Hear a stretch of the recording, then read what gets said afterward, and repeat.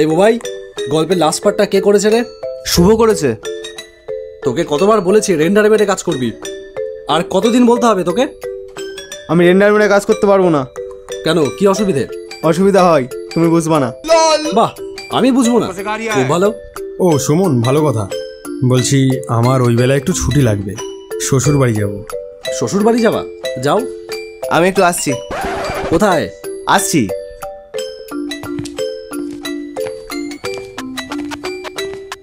সন্ধ্যা, আমি কালকে আসবো না, খেলা আছে।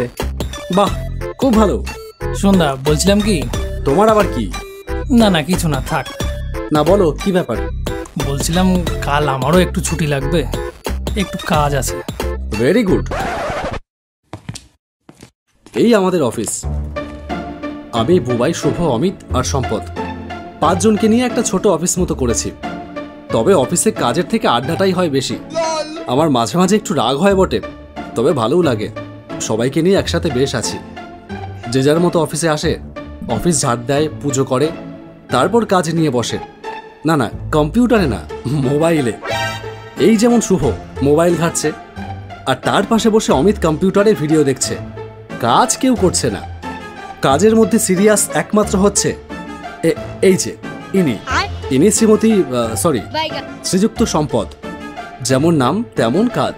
সত্যি একটা সম্পদই বটে। শুভ অমিত বুবাইয়ের মতন নয়, এ কাজের প্রতি খুব ডেডিকেটেড। বাকিরা যে ডেডিকেটেড না তা নয়, তবে সম্পদ একটু আলাদা। ও কাজটা খুব মন দিয়ে করে। আর এই হচ্ছে বুবাই। কি অবাক হচ্ছেন? ভাবছেন চেয়ারটা ফাঁকা কেন? সেই যে বলে গেল আসছি, আধ ঘন্টা হয়ে গেল এখনো আসেনি। না, এবার একটা ফোন করতেই হবে। কিরে, কোথায় গেলি? এই তো আসছি। না, এভাবে আর হচ্ছে না। এইবার ব্যবস্থা নিতে হবে দেখছি।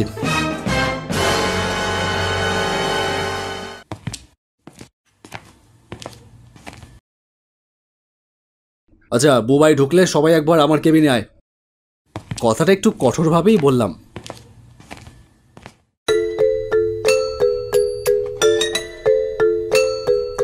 কি ব্যাপার, সবার মুখ এমন থমথমে? কি কেস? সুমনদা ডেকেছে কেবিনে। কাকে? সবাইকে। তা চল, কি কেস দেখি। সাবধান, শুনেছি আজকাল সুমনের আগুনের মাঝখানে দাঁড়ালেও নাকি তাপ লাগে না। মানে? ও কিছু না, চল।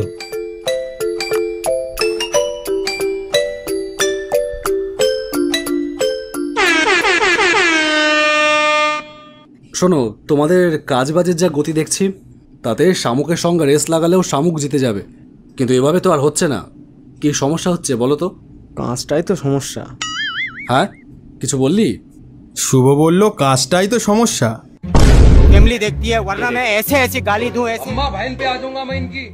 ও আচ্ছা, কাজটা এখন তোর সমস্যা হয়ে দাঁড়িয়েছে। সত্যিই তাই, কাজটা যেন দিন দিন বড্ড বোরিং হয়ে যাচ্ছে। কোনো থ্রিল নেই, মজা নেই, সব কিছু কেমন যেন একঘেয়ে লাগছে। তাহলে কি করা যায়? কোথাও ঘুরতে গেলে কেমন হয়? আমার মনের কথা বললে গুরু। দার্জিলিং। না, দীঘা। বাহ, এই তো, এইভাবেই তো অফিস চলবে, তাই না? কাজের বালাই নেই, এদিকে ঘুরতে যাওয়ার নাম শুনে সবাই এক পায়ে খাড়া। শোনো সুমনদা, তুমি বড্ড বুড়ো হয়ে গেছো, বুঝলে? ঠিকই তো, বছরে একবার অন্তত একটা করে অফিসিয়াল ট্যুর করা উচিত। এতে মনটাও সতেজ হয় আর কাজেও মন বসে। তাহলে আমি কি দার্জিলিং এর টিকিট কাটবো? আচ্ছা জ্বালা তো, একে পাহাড়ের উপর থেকে আমিই ধাক্কা মারবো, দেখিস। তাহলে ওর বউ বাচ্চার কি হবে? এক কাজ কর, দীঘায় যাই, সমুদ্রে স্নান করবো, কাঁকড়া খাবো। লাথি খাবি? ওসব বাদ দে, তোদের তো থ্রিল দরকার, তাই তো? তাহলে চল মেদিনীপুর থেকে ঘুরে আসি। ওখানে একটা জঙ্গল আছে, মনকে শান্ত করার জন্য যথেষ্ট। কি বলিস? কবে যাচ্ছি? পরশু সকালে। ট্রেন বাসের জার্নিটা চাইছিলাম না, তাই অমিতের মামার গাড়িটা নিয়েই রওনা দিলাম 5 জন। অমিত ড্রাইভিং জানে, ওই গাড়ি চালাচ্ছিল, আর আমি খালাসি হয়ে ওর পাশে বসে আছি। পেছনের সিটে বুবাই, সম্পদ আর শুভ।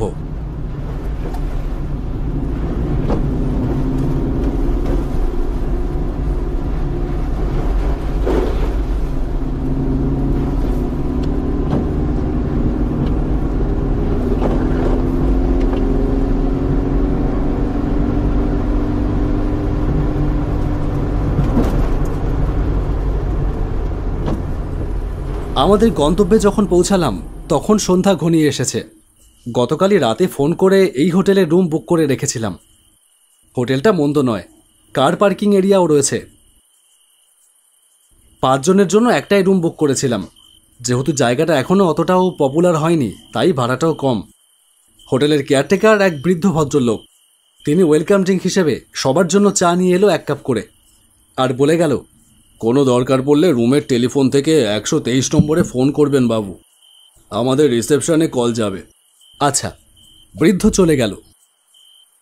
চারপাশে তাকিয়ে দেখলাম বুবাই জানলার ধারে দাঁড়িয়ে ফোনে গল্প করছে। অমিত আর সম্পদ কি নিয়ে কথা বলছে, আর এদিকে শুভ গেম নিয়ে বসেছে। আমি আর কি করি? চা দিয়ে গেছে, চা খাবি তো? চা খাওয়া শেষ করে রাতের ডিনার নিয়ে কথা শুরু হলো। বিরিয়ানি খাবো। এই না রে, এতটা জার্নি করে এসে বিরিয়ানি ঠিক হবে না। তার থেকে ভালো লুচি তরকারি খেলে কেমন হয়? সম্পদ, তোমার কি মত? আমার আবার কি, সবাই দেখো কি বলে। আর অমিত? আমার তো জানো কি খাওয়া দাওয়া চলছে, অ্যানিম্যাল ফুড সব বাদ। তাহলে সবার জন্য ডিম ভাত বলে দিই, আর অমিতের জন্য সোয়াবিন, নাকি? তাহলে বিরিয়ানি কালকে। রাতের খাওয়া দাওয়া শেষ করে সবাই মিলে হোটেলের পাশেই একটা পুকুর পাড়ে এসে দাঁড়িয়েছি। বেশ ফুরফুর করে হাওয়া বইছে। প্রচণ্ড গরমে বেশ ভালোই লাগছে। আমরা এই 5 জন ছাড়া আশেপাশে আর কেউ নেই। শহরের চিৎকার চেঁচামেচি থেকে বেরিয়ে এসে বেশ লাগছে এই নির্জনতা। হাওয়ায় স্বচ্ছ পুকুরের জল হালকা হালকা নড়ছে। আকাশের গোল থালার মতো চাঁদের আলো চারিদিকে একটা নীলচে রূপালী আভা ফেলেছে। আমি যদি কোনো কবি হতাম তাহলে নিশ্চয়ই এখানে বসে বসে কবিতা লিখতে শুরু করতাম। তবে ছোট থেকে এই ছন্দের সঙ্গে আমার গভীর দ্বন্দ্ব। এইসবই ভাবছি, হঠাৎ দূর থেকে একটা চিৎকার ভেসে এলো। একটা মেয়ে গলায় চিৎকার। একবার জোরে চিৎকার করেই থেমে গেল সেই মেয়েটা। আমরা বেশ অবাকই হলাম। কি ব্যাপার, কে চিৎকার করলো এইভাবে? আমিও তাই ভাবছি। চল তো গিয়ে দেখি। কি দরকার? এখানে ভালো লাগছে না? কাবাব মে হাড্ডি হওয়া কি তোদের ছোটবেলার অভ্যেস? আর সব কিছুতে বেশি বোঝা কি তোর ছোটবেলার অভ্যাস? চল অমিত, দেখে আসি। তাহলে তোরা এখানে থাক, আমি আর সম্পদ দেখে আসি কেসটা কি। দরকার পড়লে ডাকছি।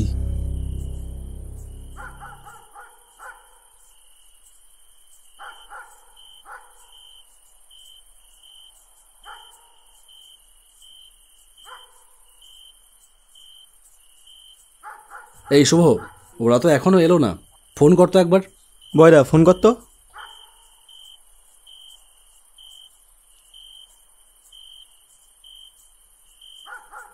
না, রিং হয়ে গেল, ধরলো না। দাঁড়া, আমি দেখে আসছি। শুভ, যাবি? চল। তাহলে তুই এখানে দাঁড়া, আমি দেখে আসি কেসটা কি। বুবাই আর শুভও চলে গেল। আমি পুকুর পাড়ে বসলাম।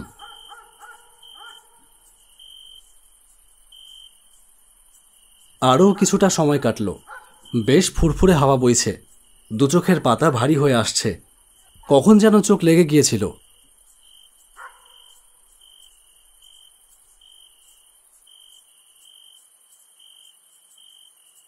ঘুম ভাঙল বৃদ্ধ কেয়ারটেকারের ডাকে। Sir, sir. কি ব্যাপার? আপনি? এ কি, আমি এখানে ঘুমিয়ে পড়েছিলাম? হ্যাঁ, আপনার বাকি বন্ধুরা কোথায়? ওরা তো... বলতে বলতে পকেট থেকে ফোনটা বার করে অবাক হয়ে গেলাম। 12টা বাজতে আর মাত্র 10 মিনিট বাকি। ওরা গেল কোথায়? বৃদ্ধ কেয়ারটেকারকে সবটা বললাম। শুনতে শুনতে বৃদ্ধের চোখ মুখ কেমন যেন হয়ে গেল। তিনি খুব চাপা, অথচ ধমকে উঠে বললেন, সর্বনাশ, আপনারা শহরের লোকেরা এত খামখেয়ালি কেন? কেন, কি হয়েছে? এখন আপনাকে রামায়ণ পড়ে শোনাবার সময় নেই। চলুন শিগগির, না হলে বিপদ হয়ে যাবে। বৃদ্ধ প্রায় দৌড় লাগালো, আর আমি তার পিছু পিছু। বেশ কিছুটা এসে পৌঁছালাম একটা ভাঙাচোরা বাড়ির সামনে। ওরা এই বাড়ির ভেতরেই আছে। দেখুন কটা বাজে। 11:57। তাহলে এখনো 3 মিনিট সময় আছে। চলুন। বাড়ির ভেতরে ঢুকলাম। বুবাই, অমিত, শুভ, সম্পদ, এ তোরা কোথায়? চিৎকার করে ডাকলাম ওদের নাম ধরে। কোনো সাড়া শব্দ নেই। কি করব কিছু বুঝে উঠতে পারলাম না। হঠাৎ ডান পাশের দিকে একটা দরজার ওপাশ থেকে উচ্চস্বরে মন্ত্রোচ্চারণ শুনলাম। গায়ের প্রতিটা লোম যেন মাথা তুলে দাঁড়ালো। আমি আর দাঁড়িয়ে থাকতে পারলাম না, দৌড়ে গিয়ে দরজায় আঘাত করলাম। একটা চাপা কর্মর আওয়াজ করে খুলে গেল দরজাটা। দরজা খুলতেই যা দেখলাম তা জীবনে ভুলবার নয়। টলিউড বা বলিউড সিনেমাতেও এই দৃশ্য দেখা যায় না।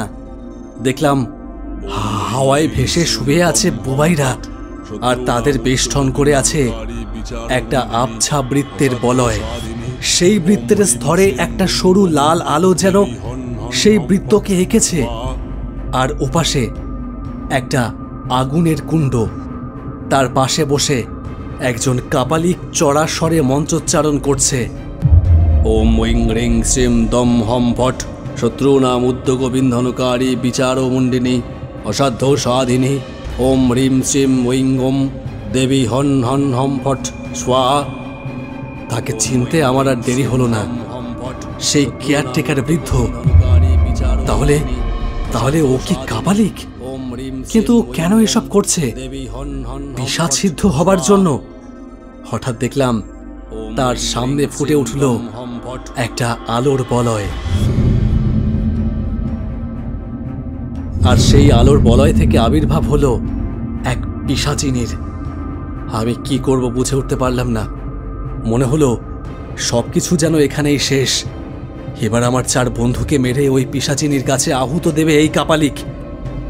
ছোটবেলায় আমার দাদু আমায় বলতেন, শোন দাদু ভাই, তোকে একটা জিনিস শিখিয়ে দিই।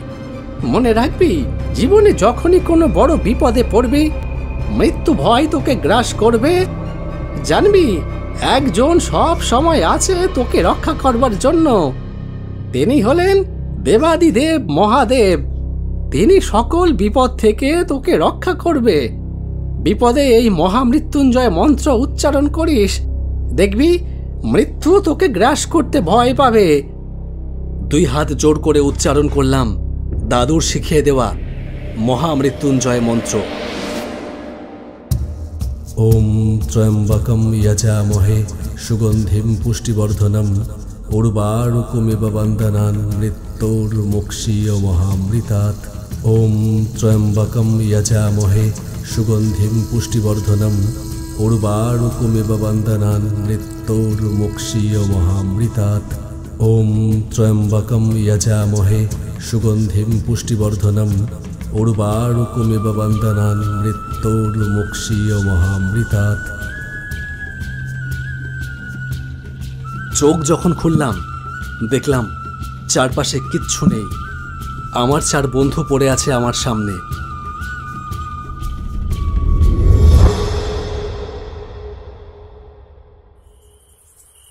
আমি আর অপেক্ষা করলাম না, ওদের জ্ঞান ফিরিয়ে নিয়ে এলাম হোটেলের সামনে। কিন্তু কোথায় হোটেল?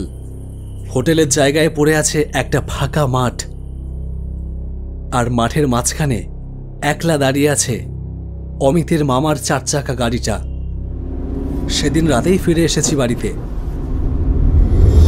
পরদিন সবাই অফিসে আসতে সবাইকে আমার কেবিনে ডাকলাম। নাও, অনেক হলো চিল, এবার মন দিয়ে কাজ করো সবাই। সে নাই হলো, কিন্তু আমাদের যে বিরিয়ানি খাওয়াটা হলো না। আর আমার লুচি তরকারি। সন্ধ্যা, কাল একটু ছুটি লাগবে। আবার